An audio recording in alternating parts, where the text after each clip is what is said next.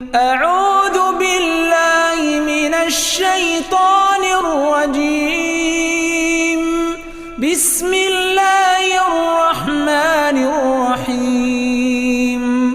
تبارك الذي بيده الملك وهو على كل شيء قدير.